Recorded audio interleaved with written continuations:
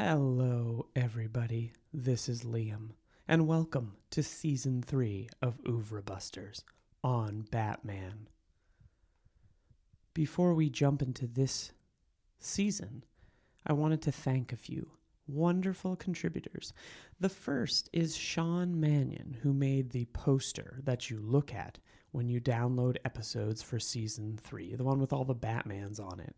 Sean is a friend, a filmmaker, an educator, and does amazing work. He has a feature that he made a few years ago that I highly recommend. It's an award-winning film called Meme, and you can watch it on Amazon Prime now. Search Meme the Movie or go to memethemovie.com to get more details. And if you want filmmaking tips, some general humor, Sean's pretty funny. Not always, but he's pretty funny. You should follow him on Twitter at Uncle Sean. The next person I want to thank is our music writer, Kevin MacLeod. Kevin did not write the music specifically for us, but we found it on incompetech.com, which is an incredible website. Kevin is the best. That's incompetech.com. Highly recommended. Please take the time to rate, review, and subscribe to our show now. Thank you. If you know any Batman fans, I think there's a few out there, please recommend the show to them. We need as many listeners, as many as reviews, as many ratings as we can get in order to get more listeners, and eventually run podcasting, the whole thing. So please let people that you know about the show. That's it. I'm outstaying my welcome. I hope you enjoy this season. Bye-bye. I'm George Frigopoulos. Why did you go first? Why not? I'm Liam Billingham. And this is Batman Busters? No, don't. It's the Oeuvre Busters. Fine, Oeuvre Busters. Boo. Boo. Do do do do do do do. You know you. Na na na na na. Na na na na na. Bum bum bum bum bum bum bum bum. I'm just trying to find a moment to get in there. Bum bum.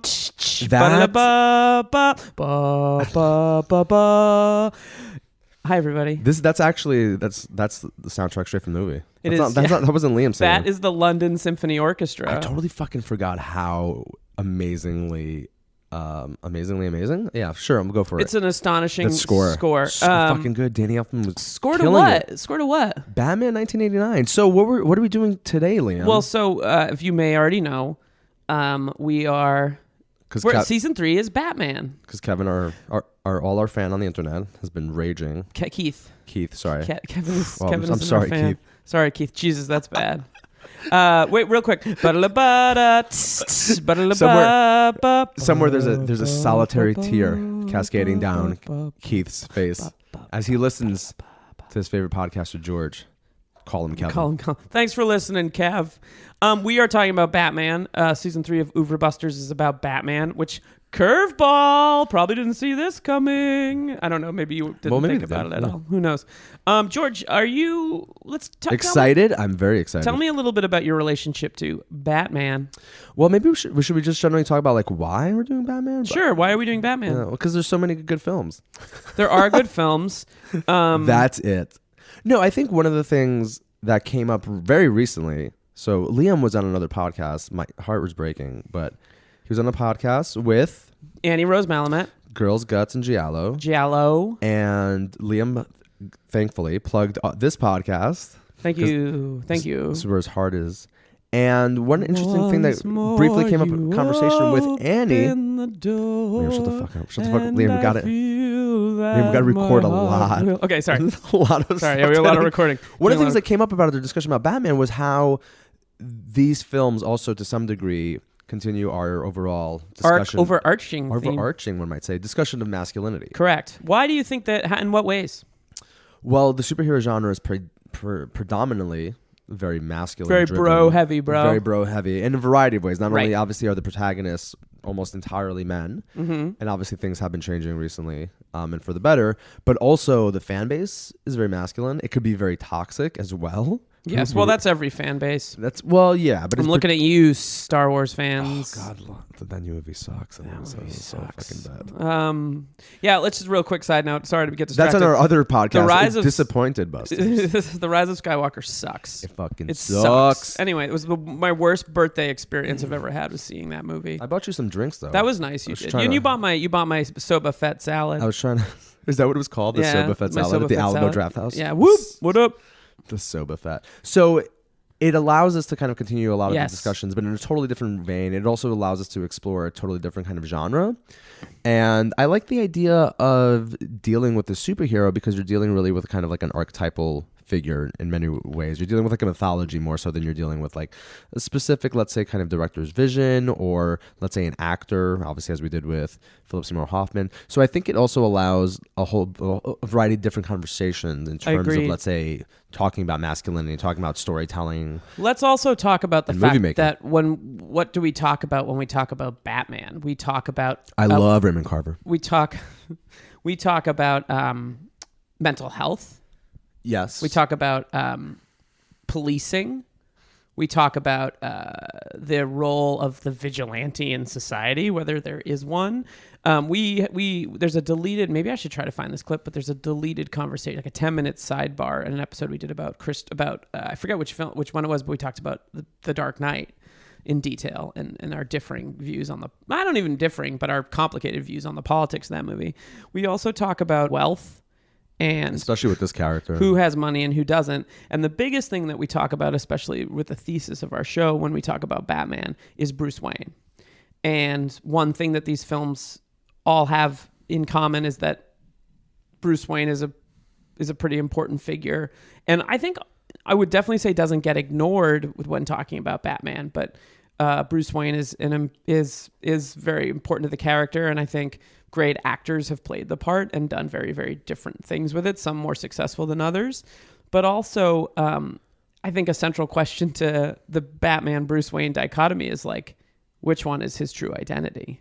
Is he Batman or is he Bruce Wayne? Totally, yeah. I think that's an interesting dichotomy to explore. What is the thing that David Carradine says in Kill Bill about Superman, and the second one about how like Clark Kent is the mask that Superman wears? Yeah. And we were having a conversation a little bit earlier about Bruce Wayne, and I never really thought about Bruce Wayne in the same way, but one can make that kind of similar argument, right? That it's the trauma, let's say, of the experience of turning him into Batman that is actually who Bruce Wayne is. Yes. And that he's more Batman than he is Bruce Wayne. And the first film we're going to talk about is 1989's Batman, which deals with this because a subplot of the movie is, or the most significant subplot of the movie outside of the Joker conflict is his relationship to Vicky Vale. Totally. And his parents. And his parents. But I mean, we'll get there. But Did you see the special edition with the Force Ghost parents? Oh yeah, that was great at the end. And they're like, "What's your name?" And he's like, "Bruce Wayne, Batman." And she's like, "You're Batman." He's like, "Fuck." And then it cuts. Shouldn't have fucking said that. Give me my money. Wait, so Batman is his last name? Seriously, JJ, give me my money. Give me my money. Do you think JJ listens to this? Yeah, he loves it. Of course. So that's sort of the overarching thing, and I think we're going to look into. I also want to talk. What's your relationship to Batman? Yeah, so I read a lot of comic books growing up. Batman wasn't like my number one. Numero uno? Yeah, it would have been Spider-Man. I was more of a Marvel kind of boy. Well, you're Queens boy. Oh, that's right, yeah. Yeah. But I was a Gotham boy. I was a Gotham boy. I could appreciate a good Batman comic book every once in a while. And I remember reading, which obviously I think we'll talk about in a little bit more detail, even though he's a complete shit show. The Frank Miller 1986 Dark Knight Returns. Which maybe we should talk about that. Like we should maybe do like a bonus episode on that because it is really good. Yeah. And that was kind of one of my earliest, let's say, reading comic books and realizing that, okay, comic books can be this serious genre, and then they could do something kind of, it could be an art form. Right. And that was one of the first comic books, that and Watchmen, that really kind of changed my approach. Shocking. Approach to the genre. It was like, oh wow, like comic books can also do like adult like things, at least from the perspective of a 12-year-old reading those books. That's what I felt. Yeah, totally. Cool. It's hard to understate the influence of Batman on my and specifically I read some of the comics growing up. I read Death in the Family. my mother would take me to the comic book store every few months, and I'd get like 1 or 2 issues. I definitely wasn't like a reader that every month I would buy them because Same. it was a little harder to get comic books then than I think it is now. It was during the war. There was a shortage of comic books. All the paper was used on the front. We had to go 12 miles uphill to the comic book shop. The paper must be used for pornography for the men at the front. We don't have any for comic books.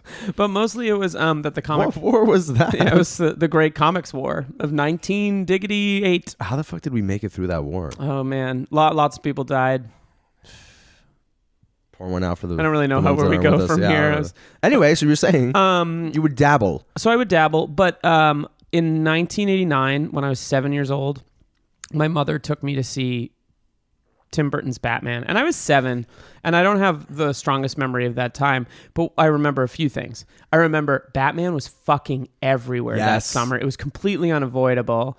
I remember seeing the movie. I remember very, very specifically the opening credits, and like I draw my entire adult work in movies and media to really that film. It changed my life. Like I saw that movie and I couldn't believe it. I was like completely amazed. Massachusetts? Yeah, it was like I don't even know where in Massachusetts, but I remember seeing it and I just couldn't believe it. And I talked about it so much that my swim instructor, when people would show up, people were like, "This is Liam. All he talks about is the Batman movie." I was completely obsessed with it. I thought it was. He was like, "I'm going to try to let him drown." It's really, really. It just like it made me like. I think it was probably one of those early things, along with honestly probably like Terminator, which this might sound ridiculous, but like where I kind of was like, what's a director? Like Tim Burton was probably the first director I was aware of. T2 was, you mean the first Terminator or T2? Sorry. T2. Was that 91? Yeah. But like this was 89. And there also had, with the exception of Richard Donner's Superman, which like in some ways is more like a humanist treatise than this film is. Like it is a lot more, it's a lot less cynical. Like I feel like you can see the jumpstart of the modern blockbuster in this film. I don't think you see that in Superman. Yeah. But there had never been a movie like this before that I could remember.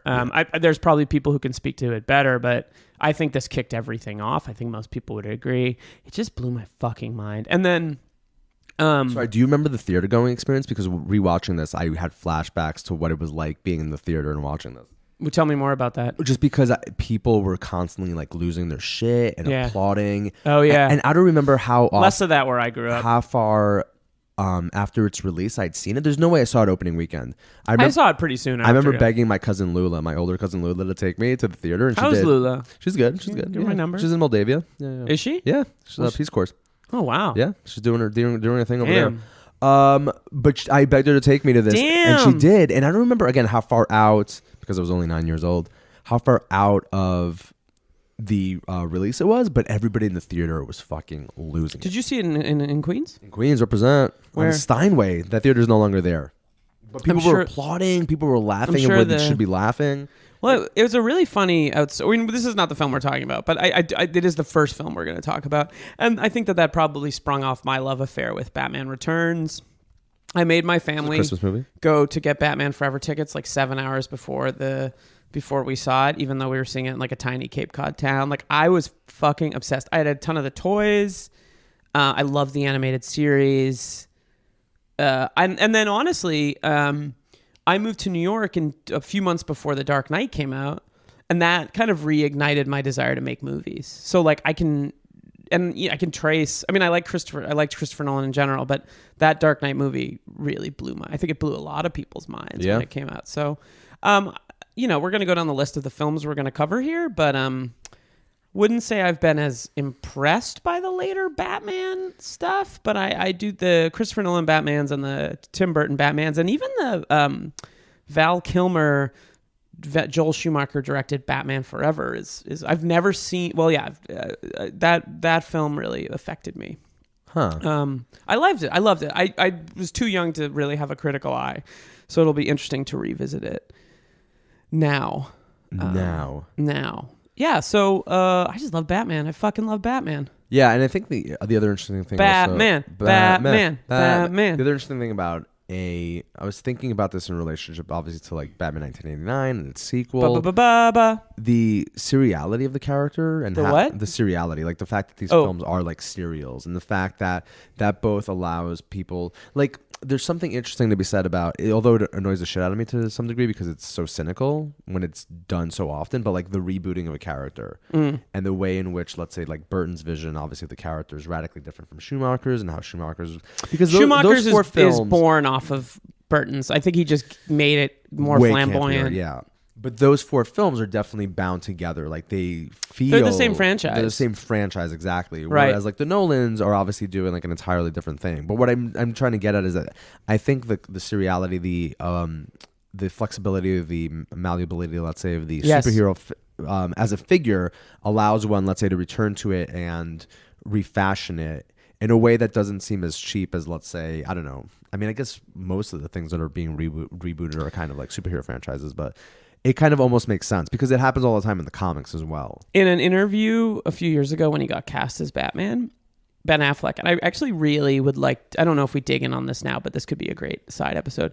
Ben Affleck basically said that like the English have Hamlet and the Americans have Batman. Whoa, deep. But it, I mean, you can be dismissive about it, but it has like real, there's something to it. Because it's not the same text, and that may be the big distinction is that when you do Hamlet, you generally do the same text. You hope, but that the character has that kind of he means something to a certain generation of people and stuff. Yeah. You know what I'm thinking of? Bat-Astra. Batman travels into space to try to find his dad, who's not actually dead, but is just somewhere around fucking Neptune. What the fuck does this have to do with Hamlet? Because it's Oedipal, because it's about the absent father. Do you think Batman is Oedipal? Yeah, it's about his fucking parents being like totally fucking murdered in front of him, and him not being able, like, if that's the Hamlet connection. I thought that's what like Ben Affleck was going for. That they're both. Oh very no, I think he was stories. Speaking more about the character and the interpretation of him and how that he works. I don't think he was making a direct correlation between the murdered parent, but I mean, you're not wrong. It's just I don't think he was what he was. I thought I would like the indecisiveness, the brooding, like young man. Should we do an episode comparing Hamlet and Batman? Shall do that. Let's shall do. Don't you teach English? It's like Yoda. Don't you teach English? Like Yoda doing Hamlet. It's crazy in The Rise of Skywalker when Yoda and Rey bone. Oh my god, it's ridiculous. Nuts. It comes out of nowhere. That's actual audio from Yoda. I thought the Palpatine stuff was weird, but the Rey and Yoda stuff. Yeah. Jesus. And not using body doubles either? That was amazing. They didn't use a body double for the computer graphic. For the puppet, dude. Shall we go down the list of Batman and Batman-related stuff we're going to do? And then let's chat a little bit about... then we have some logistical things to discuss. Let's do it, yeah, which will be very exciting for everybody. Everyone they're going to love it. Talk about the logistical things. So obviously Batman in 1989. I think one of the best films ever made maybe the best superhero movie ever made, except for its follow-up is totally amazing. And I was saying earlier too, and we didn't say this, but just briefly, maybe we'll talk about this a little bit more, but it's also interesting to think about the 80s into like the early 90s as a time period when like all the best superhero movies, and there weren't that many, but were DC properties. Yes. Like Superman, like Batman, like Supergirl. Well, I feel like the Supergirl was in the 80s. Yeah, did you see Supergirl? It was actually, I mean, young George saw that movie like a dozen times. But young George felt things during that movie that he'd never felt before. This girl is pretty. Okay, so, yep. Batman Returns. 93? 92. Amazing movie. Maybe better than the original. Yeah, and it's a Christmas movie. Yep. Ooh, that's true. Yeah. Max Schreck. Yeah. And the Penguin. Right. Of course, yeah. And Mr. Potter, right? Pottersville. We all know that, What right? are you fucking talking about? That was just like It's a Wonderful Life. Batman Mask of the Phantasm from 1993. Right. Animated Kevin Conroy. Yeah. And we'll probably also do a side episode maybe just on the animated series, or maybe we'll just do it in relation with Batman Mask of the Phantasm. Yes, we should. Batman Forever, 95. Joel Schumacher's first of 2 entries and really camped it up. With Val Kilmer. And also at the height of Jim Carrey's like insane fandom. Yes. That's a Jim Carrey movie. Got 20 million? Was that the one he got? Yeah, I got a lot of money for it. Batman and Robin, 97. Never seen it. And neither have I, actually. Really? It looks terrible. You know what? It's really weird that they got Bane for that one, and that Tom Hardy plays Bane in that one, and Dark Knight Rises. Yeah, it's really weird. Yeah. How old is Tom Hardy in that one? Is 67. All right, so he's an immortal. And then we skip almost a decade to Batman Begins, 2005, directed by Christopher Nolan. I think a great movie. It's been a while. I want to go back and see it. It's got some issues. Next, The Dark Knight, 2008. I think an amazing movie. Dark Knight Rises with some problematic, but Dark Knight I think will be an interesting discussion because those Dark Knight films, Dark Knight leans a lot. The politics of these Batman films are complicated, and it's something we're going to obviously talk about. But to think about the ways in which, while I was rewatching Batman 1989, is like, well, to what degree is the character beyond redemption because he is like a billionaire? But we'll talk about that. It's an interesting question. Dark Knight Rises. Batman v Superman. No, we didn't say anything about Dark Knight Rises. Oh, we did. 2012. It's also it's not terrible. It's terrible. I think it's terrible. And it's anti-Occupy politics. Can go. See, I'm not 100%. I actually think that movie is in some ways anti-cop. Maybe, but also like Cillian Murphy's killing all those like billionaires. You're supposed to feel bad for the billionaires. Like I'm like. Well, I think the issue. I think that's more a literal kangaroo court statement. Batman v Superman, 2016. I recall it being terrible. Yeah, I recall it being terrible as well. And we might do Suicide Squad. We might not. I tried to watch that on a plane and I couldn't handle it, but we might give it a try. It also looks terrible. Though it is worth saying that it's hard to discuss Batman without discussing Joker, so maybe we owe it to the. Well, we're gonna get to Joker, if you know what I mean. And then the Lego Batman movie. Oh yeah, that's right. 2017, Justice League 2017 with Henry Cavill's redacted mustache. And Gal Gadot as Wonder Woman. And Gal Gadot. And then finally, she's also in the Batman v Superman. He's also in Wonder Woman. Batman. Oh, that's right. Ben Affleck is in it briefly, isn't he? I don't remember. I think he might be in voiceover. You don't like the Wonder Woman movie, and I think it fucking slaps, dude. I have to go. Well, the ending's kind of rough, but she's amazing. I enjoyed it. But it's interventionist politics. We're not. Oh my God! It's a World War I movie. Do you want to pretend that didn't? Oh, no. You know, it just came out. This movie represents World War I, so it's bad because it's about a war. It's about both. It's about both the period it's set in. I know, and also the period in which it's made. It's so annoying. I'm really excited about Wonder Woman 1984. I want to get that on a shirt. I'm not being annoying. I'm just being dialectical. Buying that for you for Christmas. And then finally, 2019 Joker. When you introduced me, can you just call me Batman? Joker? Can you just call me Batman? Oh, very dialectical twist. Not really. And that's the list. And obviously there will be some side episodes, some adventures, some side quests. We're formally inviting here on this episode Annie Rose Malamet and Kel Karpinski to do an episode without us on the homoeroticism of Batman. Yes. We've invited a good friend. I have not confirmed it yet, but to do an episode on Richard Donner's Superman because I think it's important to talk about. I think that's JJ, right? JJ Abrams? Yeah, JJ Abrams is coming on to do it. I'm sure he'll get hired to. He's actually, I think, in talks to do a Superman movie. Is he? Yeah, with Michael B. Jordan, I think. There's no fucking the Michael B. Jordan thing is imaginative, but there's no fucking imagination. Give these films to different people. I'm interested. You were talking about maybe doing an episode on the Batman soundtrack. Yes, Prince meets Danny Elfman. Yeah. Which was really controversial.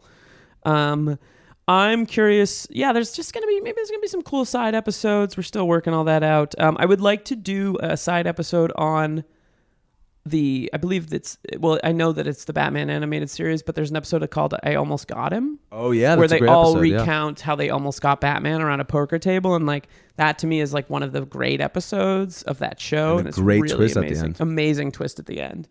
And it would allow us to discuss characters that like kind of do not exist. You know, the films for me are the most important personally, but like what we're ignoring there is ignoring a lot of like Mad Hatter and all these characters that never showed up. Solomon Grundy, Clayface, all these characters that never showed up. I actually started reading Batman again pretty recently, and I haven't kept up with it because buying comic books every month is expensive. It's expensive. But we also maybe talked about doing The Long Halloween, which I never read, but I heard was amazing. There's a podcast adaptation of that made by like fans.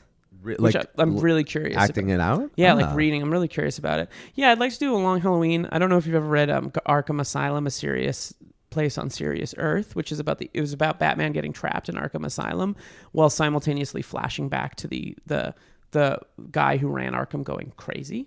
It's very dark. Who do you know who the illustrator is? I forget that. Well, comic books have writers and illustrators. Explain. So, Wait, is it just called Arkham Asylum? A Serious Place on Serious Earth. I don't know that one. It's very good. There's the Batman video games that are pretty good. I don't know if we'll get to that because that's a big commitment, but I've played them and they're fun. And not N64, no, Xbox. My friend Kev. Shout out to my friend Kevin who invited me over one night and we drank beer and watched each other play Batman. Amazing. Not Keith though. Not Keith. Kevin. Oh yeah, because you called. Yeah. Calling it back. Bringing there's it back. just a few things we'd like to talk about and get into. It's a very rich mythology. Now there is a serial from the 1930s and 1940s and 1950s. This is something that we might try to find a way to cover. We haven't really figured it out yet, but we're also not necessarily entirely going to go chronologically here. We're going to skip around a little bit just to play with the format a little bit. But yeah, look forward to our episodes on the show. Also, we should probably say that today is December 22nd, 2019, and it is my last day living in New York City. I'm moving to LA in a week for personal reasons. I have to get away from... I'm deep in with the loan sharks. And so George and I are going to be doing the show remotely, which might make some hiccups in production schedule, to be honest. And I thought we said we were just going to do it over mail. We're going to mail each other. And then we'll just read. Dear Liam, time grows short in New York as the seasons shift. I long for your voice and face. It is dark in the trenches. Thankfully, we have all that paper and we have a lot of pornography to keep us busy. It's weird because it looks like you drew all of it. So we're sort of going to be reinventing we're going to be figuring out what this means for the show, but we are committed to doing it. So that's the one thing to keep out for. I got to teach George how to use podcasting equipment. What's a podcast? Based on his... Do you mean a podcast? Yeah. Gime. Oh, a podcast. Gime? What's a gime? Oh, a gime. Oh, a gime. I tried to do Great that joke. callback. I tried to do that joke with Emily the other day, and she was like, "What the hell are you talking What? But this is gonna be a fun season. Yeah, and, looking forward to it. Jesus, can you not shout into the microphone? Anything else we want to say?